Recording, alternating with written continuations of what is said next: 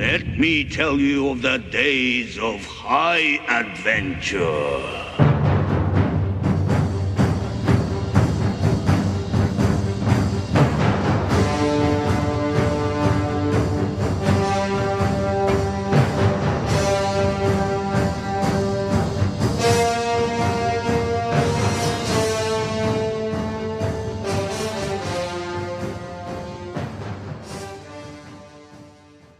Hey there nation, welcome to the show where we help you to play miniatures wargaming on a budget.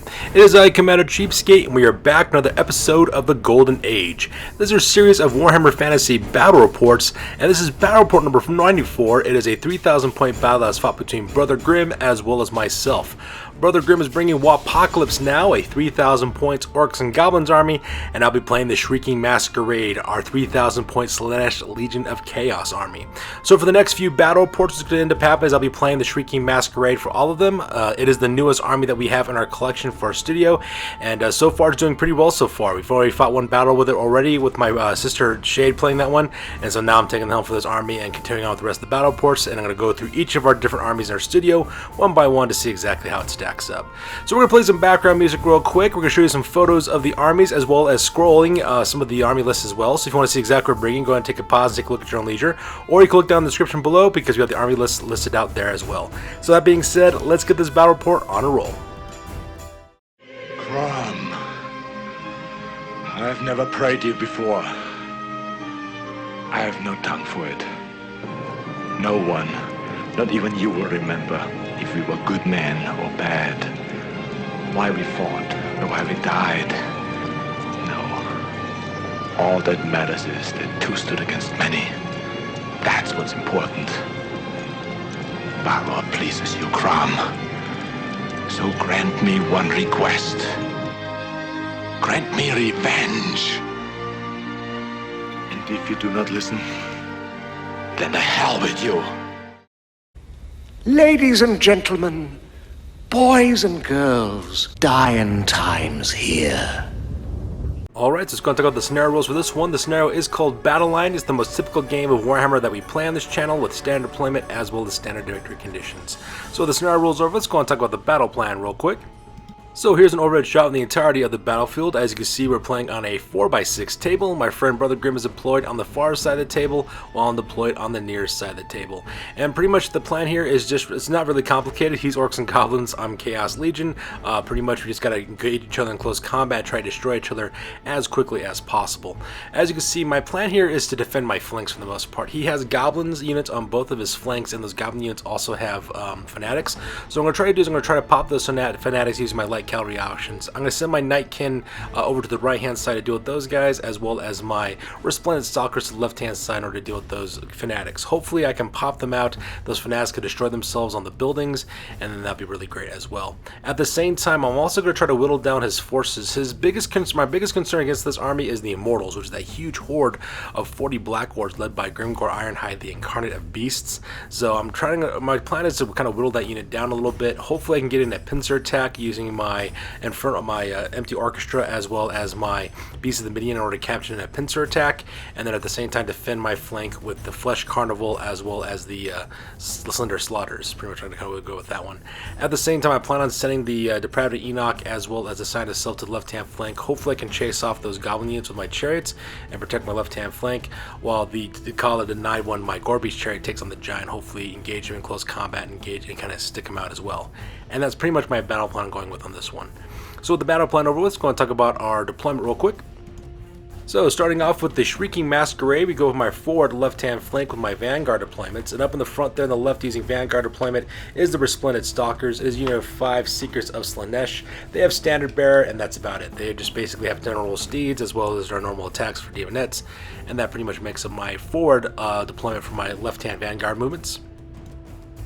Now for my main battle line, on the left hand side I have 2 Chaos Chariots. The one on the left is the Sign of Self. It is a Chaos Chariot of Slannesh, and the one on the right hand side that is called the Depraved Enoch. It is also a Chaos Chariot of Slannesh as well. In the center is where most of my forces are located at. On the left-hand side, that unit is called the Empty Orchestra. Is a unit of 23 Demonites of Slannesh. They have Musician as well as Standard Bearer. That unit also has the Banner of Swiftness. So that way those guys have a 7-inch movement allowance, which is really cool because it pretty much makes them like cavalry for the most part. In the center, those are the Children of Rhine, which is a unit of 5 Chaos Warhounds with no upgrades. And behind them in the center, that unit is called the Beasts of the Midian. It is a huge unit of 25 Besagor of Slannesh. They have Musician as well as Standard Bearer. They have Marks of Slannesh. They're packing great weapons as well as heavy armor, and they also have the standard discipline, giving them +1 to their leadership value because, you know, beastman units are not exactly known for their high leadership. At the same time, leading that unit is 2 characters. In the center, that is Incarnate, the Ravager of Ulthuan. She is a Doombull of Slannesh. She's also the general for my army as well. She has heavy armor as well as shield. She also has the Steel Claws, Ramhorn Helm, and Talisman of Endurance for her magical items, giving her 5 award save as well as a 1-up armor save because I also gave her the Gnarled Hide as well. She's just kitted out to kill in close combat. That's what she's designed to do because that's what Doom Bulls do best. Not to mention they also give my unit of the Beast of the Median Frenzy, so they double their attacks as well and make them immune to psychology, which is actually kind of nice. And then right next to her on the right hand side, that is Jacques the Overseer. He's a Wargor of Slannesh. He's also my army's battle standard bearer. He's got heavy weapon, heavy armor, great weapon, as well as a shield, and he's got the Beast Banner, giving that unit, the Beast of Median, +1 to their strength as well. So they're just kitted out to kill all kinds of stuff. I'm really excited to see exactly what they can do. On the right hand side, that is known as the Flesh Carnival, is a unit of 16 Forsaken of Slannesh with Chaos armor as well as freakish mutations. And leading that unit is Telemac and Lyris, the Masked Prince. He is a Chaos Sorcerer Lord of Slannesh, level 4 Lore of Slannesh. He's got Chaos armor. He's also packing the Sword of Might, Skull of Katam, so that way I can get up to 6 additional power dice. He's also got the Talisman of Preservation, giving him 4 ward save. He's also got the mutations of Lure of Slannesh, which means if you want to attack him, you have to pass a leadership test first, as well as Flaming Breath for obvious reasons. The spells that he's packing for this one are Prevail of Slannesh, Slicing Shards, Phantasmagoria, as well as Cacophonic Choir. And I forgot to mention, on the left-hand side from my Empty Orchestra, that unit is led by the Infernal and Rapturous. She's a Herald of Slannesh. She's a level 1 wizard with a greater Locus of Swiftness. That way her unit has always strike first, and she also has the spell, the Lash of Slannesh as well. Now, at the time that I took this photo, I did not roll for her lesser gift. I forgot to do that, and my buddy, Brother Grim, reminded me, actually, when she got into close combat, what her lesser glyph was. And basically what it is, it's Cleaving Blow, so that way she has caused multiple wounds, 2 multiple wounds for every single time she does a strike. And that makes it my center deployment for this one. So for the right hand deployment, my main battle line, on the left hand side, there's a unit called the Slender Slaughterers, is a unit of 3 Fiends of Slannesh, and on the far right hand side, that is the Call of the Denied one, it is a Gore Beast Chariot of Slannesh, and that makes it the far right hand side of my armies. And deployed all the way to the far right using Vanguard deployment, that is the Night Cannons unit of 5 Hellstriders of Slannesh. They have full command, they're also packing spears and riding steeds of Slannesh as well. And that pretty much makes up my deployment for this one. So with deployment over with, we go across the battlefield to my friend Brother Grim and talk about the deployment for Waaaghpokeylipz Now. Alright, so now it's time about the deployment for Waaaghpokeylipz Now. Starting on the left-hand side, we have a unit of 20 goblins. That unit's called the Sneaky Gits. The Sneaky Gits are a unit of 20 Night Goblins with full command. They're armed with short bows, and they're also packing 3 Fanatics.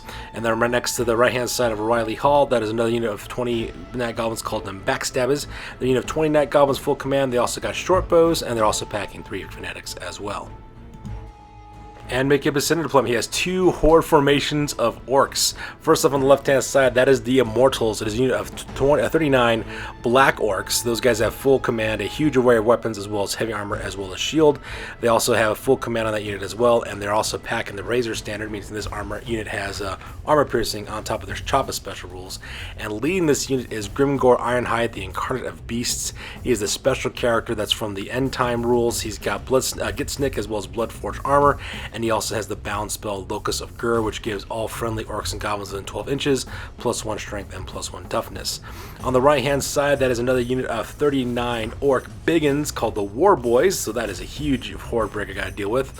The War Boys consist of 39 orc biggins with biggin upgrades. They also got the full command.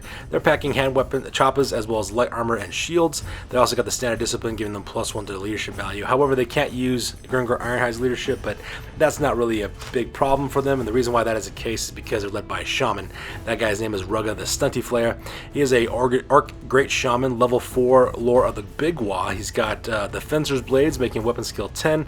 He's got the Talisman of Endurance for a 5 award save, as well as Crown of Command, giving this unit Stubborn as well. And he's also got the spells of the Big Waaagh. The spells he has for this one are Fists of Gork, Hand of Gork, Headbutt, as well as Foot of Gork, and those are the spells that he's packing for this one. Continuing on to down the battle line, on the left-hand side there, that is a unit called the Ludas. It's a unit of 38 Night Goblins with full command. They got netters in this unit, as well as short bows. They also got 3 Night Goblin Fanatics, and 2 characters lead this unit. First off, we have Waraaghpokeylipz the Stinga. He's a Goblin Big Boss. He's also the Army's Battle Standard Bearer. He's got great weapon, light armor, as well as shield, and he's packing the Spider Batter, giving his unit poison attacks, so that unit is really, really deadly. And then next to him is also the Shrieking Shroomhead. He's a level 2 Night Goblin Shaman. He's got magical mushrooms. He's got the Dispel Scroll, the Terrifying Mask of E, and the spells he has for this one are Sneaking Stabbing. Sorry, not Sneaking Stabbing. The spells he has for this one are Curse of the Bad Moon, as well as Gift of the Spider God. And then right next on the right hand side, that is a giant named Undead Fred and a Loon. And finally, making his far right hand deployment on the top of that tower, we have 2 Goblin Doomdiver catapults, called them Kamikaze Boys. And that pretty much makes up Brother Grimm's deployment for this one. So deployment over with, we go directly to the top of turn number 1, and both Brother Grimm and I roll off for priority to see which of us will be going first. Alright, so that takes us directly to the top of turn number 1, and the Legion of Chaos managed to get the initiative on this one, which is all kinds of awesome. And as you can see in this photo, I gingerly moved forward. I didn't move up very aggressively, just because I didn't want to be countercharged by a huge horde of Orcs and Goblins. So the first thing I do, of course, is I march up the Splendid Stalkers up the left-hand side, and I send the Nightkin up the right-hand side, so that way they're within 8 inches of the Goblins to pop their Fanatics. I succeeded in doing that, but at the same time, though, I lost both those units. So just like that, my 2 light cavalry units just got destroyed straight off the bat, which is kind of sad. But at the same time, though, those units I can afford to lose, so I'm not really too ate up about it. But at the same time, though, it's kind of sad seeing those guys get destroyed by Fanatics. You can see on the left-hand side, the Fanatics popped up on the left-hand side there, so they're between the ruins, as well as a tavern, as well as O'Reilly Hall, while the Fanatics on the right-hand side are right past the row house there on the right-hand side, the orange roof row house as well. The rest of my army just moved up gingerly forward, just within their normal tolerances, so that way I have a kind of like a semicircle defense, so that way I don't get outflanked by anything, and at the same time not get countercharged. So that and I also set up the Children of Rhine. I marched them up forward just so that way they can act as a speed bump to anything that's coming my way, and that pretty much makes it my move phase for this one. So here's a close-up of the Fanatics from those sneaky gits, as well as them backstabbers. As you can see, the 4 Fanatics, 3 from those sneaky gits, 1 from the backstabbers. Those 4 guys just atomized the Resplendent Stalkers, so that part was kind of sad. And here's a close to my main battle line, moving up just gingerly enough, just so that way I can get within range to do some counter charges on my own, but at the same time, enough space to where I don't get charged, because that's a lot of Orcs and Goblins. I need to whittle these guys down before they get within close combat with these guys. And finally, here's a close to my right-hand flank with the Slender Slaughterers, as well as Dakal the Night One. And you can see the 3 Goblins, the 3 Goblin Fanatics from the Ludas. Those 3 guys just destroy the Nightkin, which is also kind of sad as well. And that makes it my move phase. So with move phase over, we go directly to the magic phase. So in the magic phase, I roll for the Winds of Magic, and I get Rot Glorious Rot. And in case you're wondering for how Rot Glorious Rot works, with Winds of Having you roll a d6 for each of enemy units are not engaged. On a roll of 6, they cause a d6 plus 3 strength 3 hits from shooting to represent the fact that Nurgle is kind of hitting them with a random plague. So that part was kind of nice. And as a result of that, I managed to kill one of the Night Goblin Fanatics from those sneaky gits here on the left-hand side, which is really awesome. And on the right-hand side of the battlefield, I managed to kill 2 more Fanatics from the Ludas, which is also really cool as well, securing my right-hand flank for the most part, so that part was kind of nice.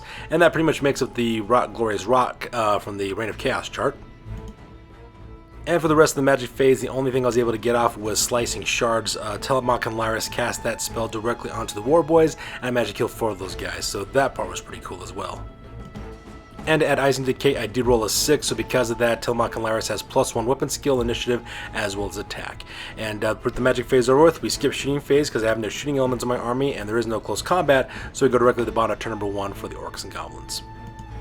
Alright, so that takes us directly to the top of bottom of turn number 1 for the Orcs and Goblins, and this photo is taken after the movement phase, and this one was kind of interesting. A lot of failed charges occurred on this phase. So what ended up happening is that my friend, Brother Grim, decides to declare a charge with the War Boys, and of course I decided to stand there and accept the charge. When he rolled it, he rolled Snake Eyes for his charge allowance, so you can see that the War Boys just kind of move up an inch is all they end up really doing for the most part, which is all kinds of awesome as well. He does exactly the same thing on the left-hand side with the Immortals.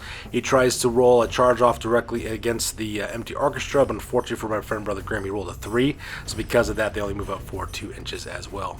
Now on the far right hand side, the Ludas tried to do exactly the same. They had to roll for an animosity for those guys. They failed their animosity test and they got squabble, which means they had to declare a charge against the Slender Slaughters, and unfortunately for them they also failed their charge as well. I think he rolled a 4, so they just move up 2 inches as all they end up doing for those guys as well.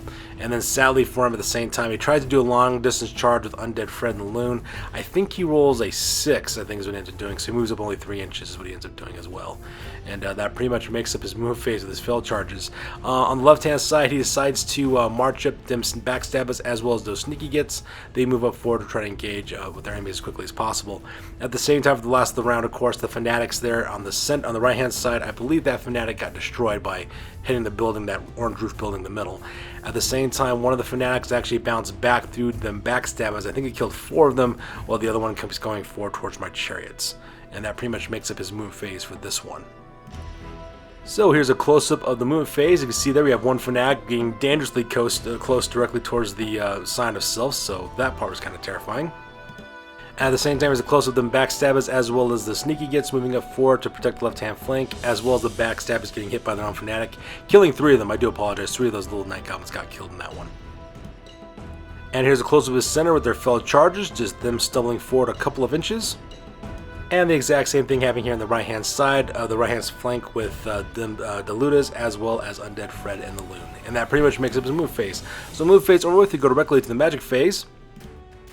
And in the magic phase, my opponent actually had a pretty successful magic phase in the sense that he got the spell that he wanted off. He tried to get off Foot of Gork, and I feared that spell, so I threw most of my dispel dice as stopping that.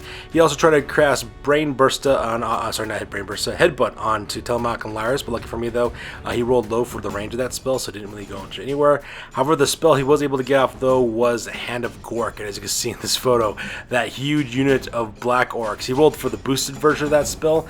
They moved forward, I think like something like 25 or 27 inches is what they have moving upward. So because of that, they go flying across the battlefield and smack down right behind my main battle lines, right behind the Beast of the Minion, as well as the MP Orchestra. And they just land like an inch away, which is absolutely horrific. Which is bad for me because I'm going to have to spend a turn to have my forces turn around and face these guys, and then he of course will get the charge off of my units, and that's just all kinds of bad for me. Now I'm stuck in a pincer attack with a huge horde of war boys up at the front with a bunch of Wark big ones, as well as black orcs in the back. So, just a really bad spot to be in. And that pretty much makes up Brother Grimm's magic phase on this one. So the magic phase over, you go directly to the shooting phase. And in the shooting phase, his Night Goblin elements were out of range, so they couldn't shoot. However, the Doom Diver catapults opened up directly onto the Flesh Carnival. Managed to kill one of my Forsaken, so I got really lucky on that one. One shot just went way off to the back, so he wasn't able to come back and cause anything. The other shot was direct hit, but he rolled a 1 for hits, and so he only managed to kill one of my Forsaken. So I got pretty lucky on that part as well, because Doom Diver catapults can be super destructive if they roll right. So the shooting phase over with, this skip combat phase, because nobody in close combat, and we go directly to the top of turn number 2 for the Chaos Legion of Slannesh. So that takes us directly to the top of turn number 2 for the Legion of Chaos, and this is where I have to divide my forces because I just have to. I'm stuck in a pincer attack now. So the first thing I do is declare a charge with the Children of Rhine. They of course have no problem charging directly into the War Boys.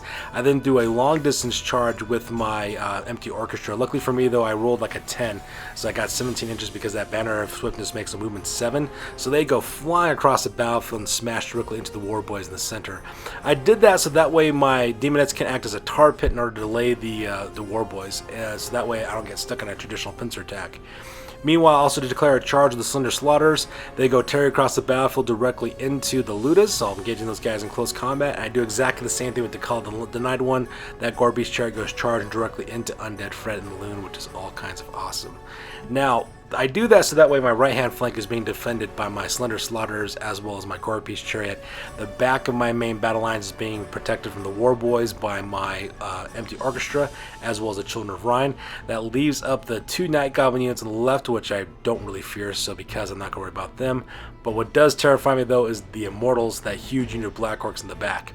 So what I decided to do is I do 180 movements. I just do a quick reform real quick with my 2 chariots, so the Depravity of Enoch as well as the Sign of Self during 180 to hopefully charge the left hand flank of the War Boys. I then also do a 180 movement real quick with my the Beast of the Median, so my Bestigors turn around in order to face off against the Immortals. I do exactly the same thing with the Flesh Carnival as well. The plan here is to charge my chariots into the left hand flank, charge the Beast of the Median into the front, and then send the Flesh Carnival to the right flank and get these guys in an envelopment on being hit by 3 different sides, and hopefully I can just whittle them down that way because those Black Orcs are kidding to kill. And hopefully I can destroy that unit. Hopefully my demons can, last a couple rounds to keep those War Boys occupied, and hopefully my Slender Slaughters can do exactly the same thing as those Goblins on the right hand side. Same thing with the Gork Piece Chariot against the Giant. And that pretty much makes it my movement phase for this one. So here's a close-up of my center battle line with the Sign of Self as well as the Depravity Enoch as well as the Beast of the Minion getting ready to square off against the Immortals. And here's a close-up of Tillamook and Lyris, the Masked Prince, as well as the Flesh Carnival doing exactly the same thing, hopefully to charge into the right-hand flank of the Immortals. And here's a close of the Children of Rhine as well as my Demonettes from the Empty Orchestra charging directly into the War Boys, and hopefully they can tar pit that unit long enough for my forces in the main battle line to destroy the Immortals so that way I don't get caught in a pincer attack and get surrounded in a full envelopment. And here's a close-up of the Slender Slaughters who charge directly into the Ludas, and I'm looking forward to that fight because Slender Slaughters and Fiends of Slannesh in general are perfect against lightly armored light infantry, and that's exactly what these goblins are made out of, so I'm really excited to see exactly what happens. And finally, here's a close-up of Dakala the Denied One, charge directly into Undead Friend the Loon and engaging that giant into close combat. So with the move phase over with, you go directly to the magic phase. So I roll a 10 for the Winds of Magic, which means I get Chaotic Surge for my Reign of the Chaos table in this one, which is actually kind of cool, which means that everything that has demonic special rules attached to it has +1 to their ward save, which means that all my demons now, instead of being ward save 5 up, they're now ward save 4 up, which is all kinds of awesome. So during the magic phase, I actually had a pretty dominant one. I managed to get 12 power dice when it's all said and done. I think I managed to get 9 power dice, and I channeled 3 more. And I think my opponent only had 5. I think is what he ended up having to work with for the most part. So because I was able to get a bunch of spells off. First thing I was able to get off was Phantasmagoria. I cast this off directly onto the Immortals, which means that whenever they got to take a leadership test, they take 3 6-sided dice and roll it, and they have to pick the 2 highest ones for their rolls, which is kind of good because I'm starting to realizing how the lore of Slannesh works, because I'm stacking effects in order to get better results. So that's the first spell I managed to get off, and my opponent allows that one to go off. Tillamook and Lyris then casts Pavane of Slannesh directly onto Grimgor Ironhide, which is absolutely fantastic as well, which is all kinds of good. Now, in case you're unfamiliar with how the Pavane of Slannesh works, what ends up happening is you roll 3d6, and then what you do is, of course, you take the leadership of the character, subtract the value from the 3d6 that you rolled, and the difference is the number of wounds they take without getting any ward, without having to worry about taking ward saves. Without armor saves. They get their ward saves, but they don't get armor saves on that one. So that part was pretty cool. The thing about this one, though, because I had the Phantasmagoria into this unit, basically what ended up happening is that they have to take the highest rolls, the highest dice that were rolled, which made it all kinds of awesome for me. So then in the end, I think I rolled like a 16. So because that he got like something like 7 wounds put on this guy as well. He was able to ward save, I think, 1 or 2 of them, but the rest of them he wasn't able to ward save. So because of that, Grimgor Ironhide gets killed, and he is dead on arrival. And just like that, my opponent's general is now dead, and nets me a bunch of juicy points. And for my very last spell, I was able to cast off the spell Slicing Shards off directly onto the War Boys. I was able to get that spell off 3 times on them, which is actually kind of cool. And the reason why is because when they take the leadership test, the Phantasmagoria spell's on there, so they have to take the 2 highest results rolled. So because of that, they kept on failing the leadership test. It was kind of mediocre when it was all said and done. I managed to kill 5 War Boys when it was all said and done. But at that same time, though, it was also kind of cool because now that I killed his general, I killed 5 more War Boys, and I'll take it, which is absolutely fantastic. So with that takes us regularly to the combat phase because I don't shoot, and before we get to talking about the combat phase, I just gotta talk about my buddy Brother Grim real quick. My buddy Brother Grim's a really good guy, and this is how good of a guy he is. Actually, when we started getting ready to do this fight, my buddy Brother Grim reminded me. He goes, "Hey, did you roll for your lesser gift for your Herald of Slannesh?" And to be honest, I had totally spaced the fact that I had a lesser gift on her, to be honest. So I did not roll off on the lesser gift table. And if had Brother Grimm not told me about that, to be honest, I would have forgotten to roll for it in all cases. So because that's how much of a good guy Brother Grimm is, he reminded me that I needed to roll off on that lesser gift table. So Brother Grimm, if you're watching this, buddy, thank you very much for reminding me of that one. So because of that, I did roll up on the lesser gift. I got Cleaving Blow on that one, so that way my Infernal Raptress, she causes 2 wounds every single time she does a hit. So the first thing, of course, he does is he declares a challenge that he decides to do. And he declares a challenge not with his champion, but he actually declares a challenge with his Orc Great Shaman. And the reason why is because Orc Great Shaman has Fencer's Blade. He's got Weapon Skill 10. Now, I have Weapon Skill 7, but at the same time, though, it's going to be much more difficult for me to hit against him. And that's exactly what happens. I get to strike first because I have always strike first for my rules, and I float my attack rules. I was able to hit him twice and wound him twice, but he was able to ward save them with his Talisman of Endurance. So I was able to do anything to him. At the same time, he tried to do wounds back to me. He actually put 2 wounds directly onto the Infernal Raptress, but I ward saved them because I had a 4 ward now because of the demonic surge. So that part was kind of nice as well. So with that challenge over, of course, we go with normal combat. Needless to say, the War Boys had no problem killing the 5 Children of Rhine, so my 5 Chaos Warhounds are dead. They also managed to kill 3 of my Demonettes, and I was able to kill 2 of his War Boys when it was all said and done. Needless to say, my opponent won this combat by a landslide, but unfortunately for me, though, he's stubborn, so he takes so because of that, he doesn't have to worry about taking a leadership test. I do, and I have instability rules. Me on the far right-hand flank, the fight between the Slender Slaughters as well as the Ludas actually went pretty good for me. I managed to kill, I think, what was it, 7 of them? Yeah, I was able to kill 7 of those guys, which is absolutely fantastic. It was kind of funny because I actually had to take psychology tests real quick from my unit because my Fiends of Slannesh cause fear. But because of the terrifying Mask of E that's on the little Night Goblin Shaman, I had to test for fear tests because it causes terror. Luckily for me, though, I was able to pass my fear test because Fiends of Slannesh have leadership 7. However, I did, of course, take off points off of their initiative as well as weapon skill because of the Spiphoric Musk that my guys create. So because in the end, I was able to kill 7 of them, which is kind of nice. They, however, was able to kill 1 of my Fiends of Slannesh, so that part was kind of sad. However, I did beat them by 4 because I did charge across them. So that part was pretty awesome.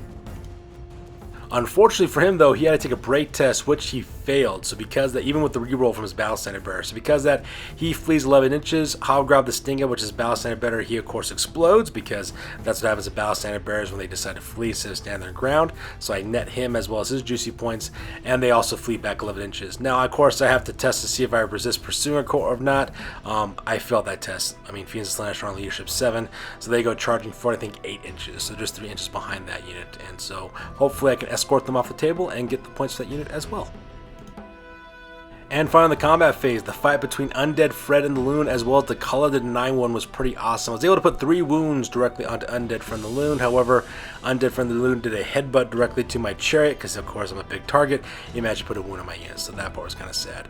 I won this combat by 2, but Giants are stubborn, so he rolled up on his unmodified leadership, which is leadership 10.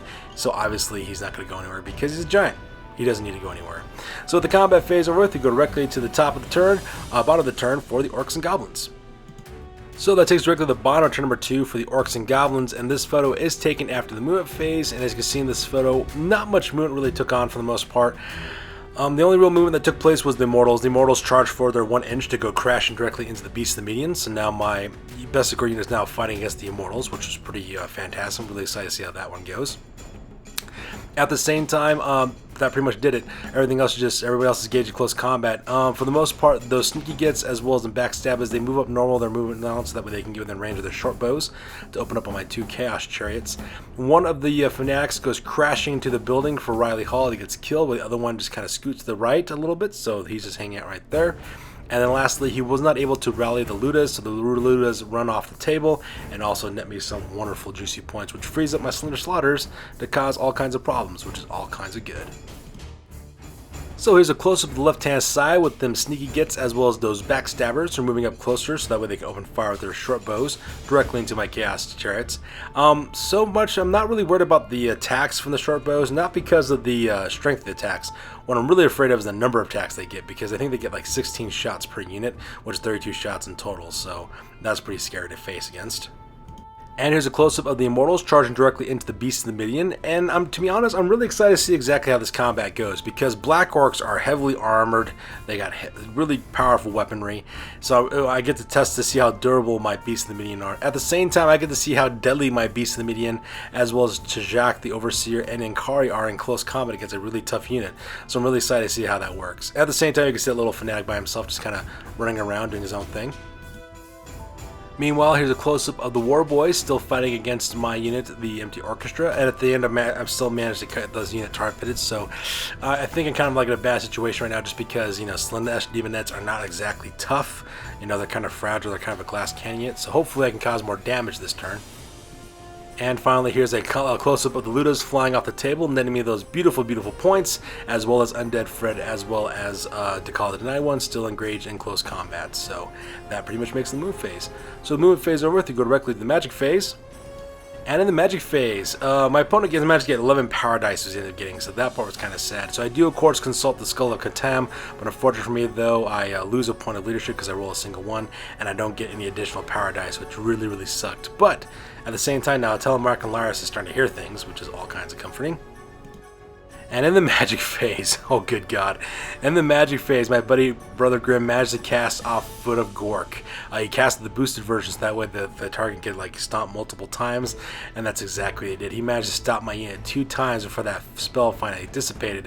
And as you can see in this photo as well, he managed to kill 9. Managed to kill 9 of my Forsaken, tears this unit in half, which is absolutely terrifying. So that part was absolutely horrible. I was unable to stop that spell from going off. I just rolled horribly for my Dispel dice, so because of that Foot of Gork spell off went on twice, and this unit just kind of stomped these guys to the next world, which is all kinds of sad. So with the magic phase over, we go directly to the shooting phase. And in the shooting phase, the Doe Sneaky Gits as well as the Backstabbers can concentrate fire directly with their bows into the sign itself. Managed to put a wound on them was all said and done. So that part was kind of epic. It's kind of nice knowing that my chariot could take on 32 short bow shots and only come out with 1 wound. So that part was cool. However, what was not so cool was the Doom Diver Catapults. My buddy Brother Grim had his 2 Diver Catapults open up directly onto the Flesh Carnival, and as you can see in this photo, the only guy who remains unscathed is my Chaos Sorcerer Lord, Telemach and Lyris, the Masked Prince. The other, 5 or 6 of the Forsaken that are left over, those guys were killed to the man, so because of that, my Sorcerer Lord is the only man left standing. And at the same time, Brother Grim just netted himself a bunch of awesome points as well, so that part was kind of sad. If you do not fear Doom Diver Catapults as a player, you should fear them. I'm serious. Fear them. So with the shooting phase over, to go directly to the combat phase, and once again, the combat between the Infernal Raptors as well as Ruggah da Stunty-Flayer doesn't really go anywhere. It was kind of more of a flip fest. Either we were hitting and not wounding, or failing to hit is basically what ended up happening. So because of that, their duel still continues on. At the same time, the Orcs also win as well. I managed to kill 3 Orcs from the big guns when it was all said and done, but the War Boys managed to kill 5 of my Demonettes of Slannesh, which is all kinds of horrible as well. Needless to say, I lose this combat. However, I am unbreakable, so I stand my ground. However, I think I lose 1 or 2 more Demonettes of Slannesh due to instability rules, so that part was kind of sad. However, the main event took place here in the bottom of the table between the Immortals as well as the Beasts of the Midian. And this age-old question of what happens when an unstoppable force meets a immovable object pretty much met on this battlefield as the Immortals go crashing directly into the Beasts of the Midian. In the end, he was able to kill 17 of my Bestigors. It was an absolute slaughter. He decided to attack with extra hand weapons, so that way his front rank guys get extra attacks. And so that way he also gets Choppa special rules, he gets more attacks off with that. So that part was pretty crazy. At the same time though, I wasn't such a bad shooter myself. I was able to kill 11 of the Immortals, and I also managed to put 3 additional overkill bonuses as well. So what ended up happening is that my opponent, of course, I have to declare a challenge because I have the gouge table. So I take Inkari, the Destroyer of Ulthuan, Ravager of Ulthuan, and she declares a challenge, and my opponent decides to send his champion up forward to answer the challenge. Needless to say, Inkari had no problem just putting the smackdown directly onto that that champion. Not that I only killed him, I killed him 4 times over, so I get 3 additional points for the overkill, which is kind of nice. We then go into close combat because since I'm packing great weapons, I strike last. He kills 17 of my Bestigors, and I managed to kill 11 of his black orcs in return, so that part was absolutely insane. I got my combat res of 14, he had 17 from the amount of kills he had. I believe when it came to ranks, he also got a rank bonus as well as a charge bonus as well, while I had my battle standard bearer and standard bearer. Either way you look at it though, I lost this combat. So I do lose frenzy, which is kind of sad because I lost combat for the most part, but at the same time though I passed my break test and I stand my ground. And here's a closer what it looks like. My buddy Brother Grimm decides to do a combat reform of the Immortals to put him into a column formation so that way he has more ranks. So this is what it looks like when it's all said and done. I pretty much have chopped down his unit in half with my Bestigors, and he's done exactly the same thing with me. So at least I know that my Bestigors can throw a punch, but they can also take a punch as well. So that part was kind of nice. And finally, over here on the far right-hand side of the battlefield, the Call of the Deny one managed to slip the last 3 wounds left on Undead Friend the Loon, and I do kill the Giant, which is all kinds of awesome. Now, you might be wondering, well, Commander Chiefskate, why is the Call of the Deny one on its side if it won combat? The reason why is because when we rolled to see where the Giant fell forward and landed directly onto the Call of the Night one and killed my Core Beast Chariot. So, while my Board Beast Chariot did kill them, which was all kinds of awesome, they were celebrating. They realized that this illuminating, darkening shadow that was coming their direction was the body of Undead Friend the Loon as they go crashing on top of them and splattering them at the same time. So, that part was pretty awesome as well. And that pretty much draws the end of the turn for the Orcs and Goblins. So with that, we go directly to the top of turn number 3 for the Legion of Chaos, and this photo is taken after the move phase. And for the most part, the only real move that took place is on the top as well as the bottom of the board. I decided to charge in the Sign of Sylph as well as the Depraved Enoch. They go tearing into the left-hand flank of the Immortals, catching that unit in a L-shaped attack. And then lastly, I then charge in Telemac and Lyris, my Masked Prince. I have him charge directly to the right-hand flank of the Immortals as well. And of course, now they're attacked from 3 sides. 2 chariots on the left side, a Chaos Sorcerer on the Magma on the right-hand side, as well as the Incarnate, the Disravager of Ulthuan, as well as the rest of my Bestigors in the front. Meanwhile, on the top of the table, of course, my Empty Orchestra is still fighting against the War Boys, so they're still engaged in close combat. So I march up the Slender Slaughters to go around the row of townhouses there in the center of the battlefield, so that way they can stare down the back at the War Boys, and hopefully I can catch those guys in the pincer attack as well. And that pretty much makes the move phase for this one. So here's a close-up of the Sign of Sylph, as well as the Private Enoch, the Beast of Midian, as well as Telemac and Lyris, the Masked Prince, catching the Immortals in a 3-way attack. So I'm really looking forward to see exactly how this one ends up working out in the end. And here's a close-up of the top of the battlefield with my Empty Orchestra still engaged in close combat with the War Boys, and the Slender Slaughterers trying to catch up as quickly as they can so that way they can join in on the action as well. So with that being said, we go directly to the magic phase, and I roll off my Men's of Magic dice, and of course I roll another 6, getting Rot, Glorious Rot, which is kind of nice. So any enemy unengaged unit has to roll a 6, or suffer, if I roll a 6, they suffer D6 plus 3, Strength 3 hits, so that part was kind of neat. In the end, Rot, Glorious Rot managed to finish out the last of the Fanatics, which is all kinds of awesome. And at the same time, I was able to kill 4 members of those Sneaky Gits, managed to kill 4 Night Goblins, so that part was epic as well. So with the Reign of Chaos chat over with, we go to the rest of the Magic phase. So for the rest of the Magic phase, I actually had a pretty successful one, and the reason why is because I was able to get 3 more power dice by consulting the Skull of Catan, which is really cool. I rolled my 6th dice. I got 3 6s and 2 1s, however, so that part was kind of sad. So because of that now, Telemac and Lyris is now leadership 5 now because he's lost 3 points of his leadership. So the voices in his head are starting to make sense, which is absolutely terrifying. In the end, I was able to get 2 spells off. The first one was Phantasmagorious, and now these guys will roll 3d6 and take the 2 highest for all leadership tests. And at the same time, I was able to cast Cacophonic Choir, which is all kinds of cool as well. Killed 5 of the Black Orcs from the Immortals, which is great, which also gives them Always Strike Last, as well as D6 random movement, which is always a good thing as well. So that part was epic. So with that, we go directly to the combat phase, and combat phase is an absolute slaughter for Brother Grimm.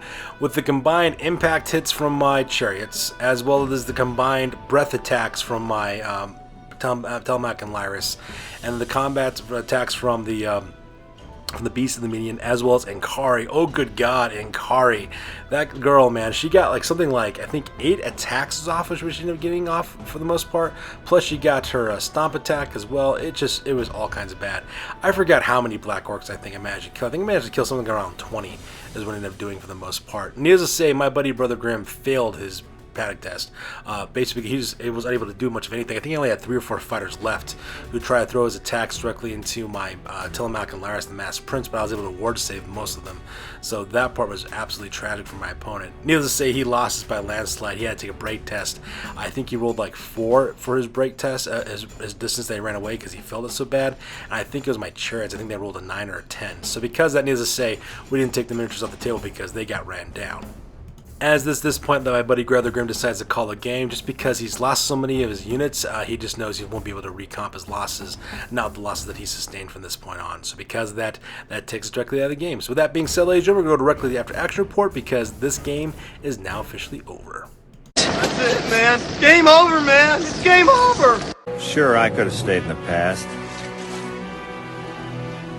Could have even been king.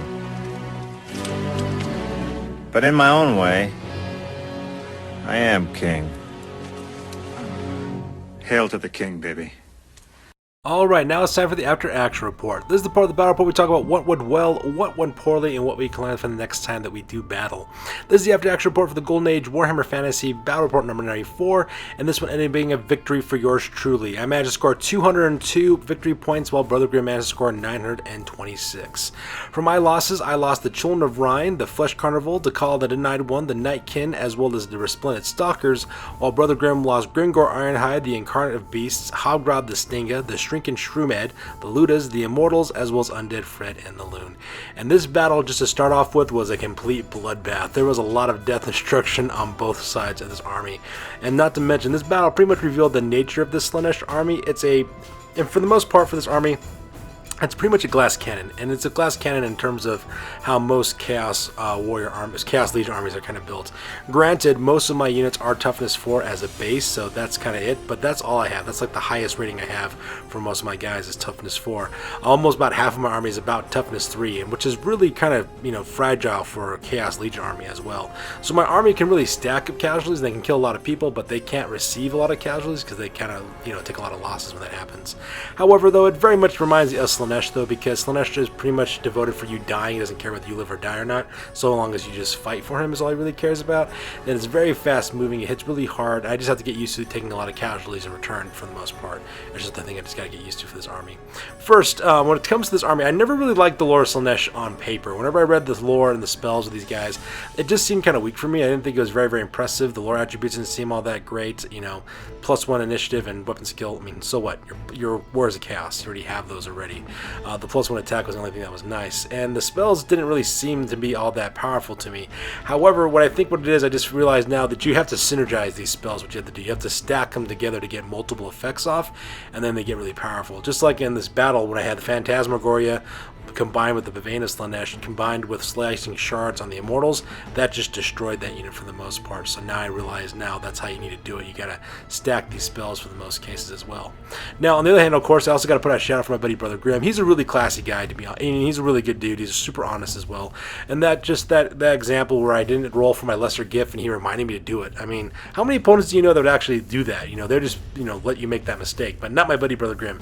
He's like, man, no, roll for it. So that way you can use it. So I was like, okay, so that's what I did. Because he's just too much of a good guy. And that's one thing I love about that guy as well. I do believe that Brother Grim has also found the sweet spot when it comes to this army. Waaaghpokeylipz Now is a very durable, hard-hitting army. And he's got very powerful attributes in all phases of the game. His movement's pretty good. He's also got really powerful magic. He's also got outstanding shooting with his short bows, with their poison attacks, as well as their Doomdagger catapults. And in the combat phase, he's also a beast as well.